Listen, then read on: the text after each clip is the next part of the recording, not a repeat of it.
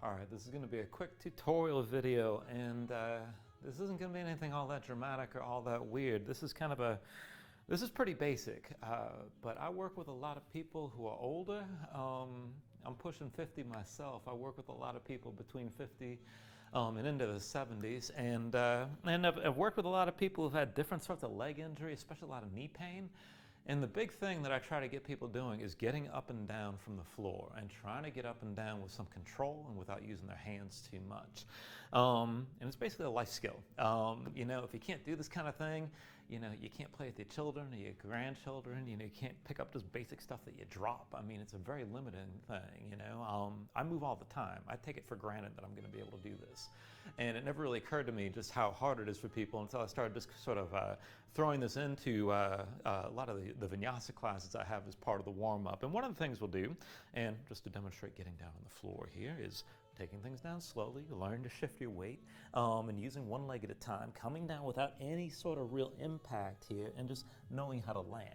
And what I'd usually do in these vinyasa classes here is we get in a boat pose, and then we just take things back and forth. And I didn't realize how hard this would be with people until I had a room of 30 people around me, where we'd start in boat, and then bring one foot underneath the lifted foot here, roll forward, reach forward, and come up without putting your hands on the floor. And it doesn't seem like that big a deal when you got some flexibility, if you're not carrying a lot of extra weight, if you know how to shift your weight. But if you got any of those limitations, this is a pretty big deal.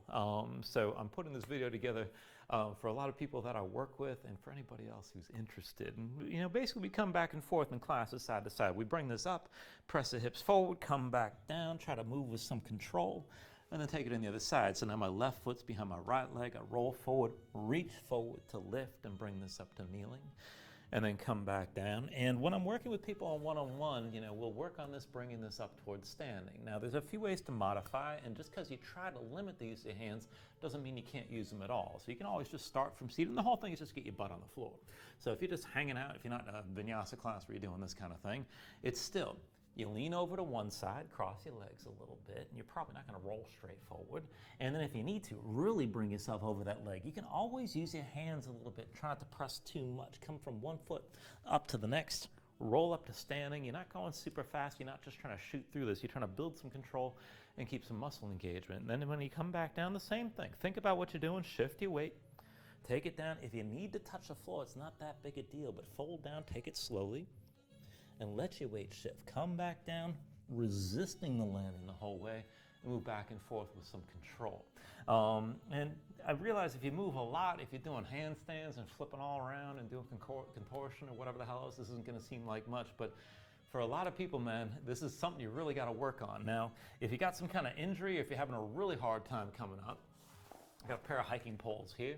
I've had people use broomsticks and pool cues and whatever the hell, and I do recommend that people use two of them, so not just favoring one side, but you can always just use one. But from this, you can start to bring yourself up, and you just get used to shifting things around. Where you need to shift weight, you can start to use some arm strength here. And here, it's probably going to be a little bit more effective. I'm just bracing one arm and pressing the other hand into the floor, and then bring it up, back up, bring it up, and move with some control. There's no one way to do any of this, but you can just keep shifting things around. If you got one leg you favor and one you don't, you can use this to be stable, even though you're taking the weight off of one foot, because it's hard to balance if you're not used to this.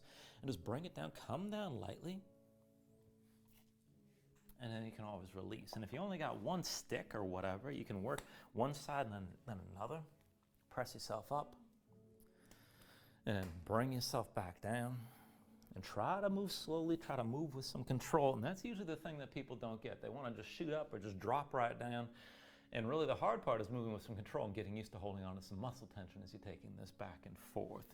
And really, it doesn't seem like a whole lot until you watch somebody really struggle with this. Now, the other thing I get is from people that working all the time, or they're in some setting where they can't just wear like gym clothes, and so things aren't all that stretchy. And so, I get that. I'm wandering around in shorts all the time, and I'm pretty much always ready to move, but this is because what I do for a living, so the lifestyle is just kind of like that. So what I'm going to do here is something I never do, which is put on a pair of freaking jeans. And these aren't the extreme skinny jeans. I never really got into that, I went to college in the 90s, so everything was maybe a little bit too baggy or whatever. I never went totally crazy with that, but I'm used to having some room. I don't like having my legs confined, but this is a pair, I don't know, this is definitely a bit tighter than I like. no spandex in these pants, so, you know, I can feel the constraints. But still, you try to move, take things as lightly as you can, and I can already feel the pants pulling at me. This is very uncomfortable for me. And you still bring it down. You try to shift your weight. You can always use your hands as you're taking this back and forth and moving around. And just try to move lightly, move slowly. And again, you can do this with some sort of help, maybe just one pole, maybe two, bringing things down, feeling where the center of weight is. Try to come straight down. And here I'm controlling everything with the way I'm lowering from my base leg. And bring it down to the floor. Shift things around. Pause for a moment when things don't seem like they'll work. And just start taking it back and forth. And bringing it back up to standing and back down. And I usually try to get people doing this, you know, just a little bit, maybe like 3 or 5 times a day, which is a big difference if you don't do this at all, and if you've just gotten out of the habit of moving up and down from the floor. And I get that being on the floor is very uncomfortable when you're not used to really working things, especially into the hips, the hamstrings, that kind of thing. Before I started yoga, when I was about 40, it was actually very uncomfortable for me to sit on the floor for very long.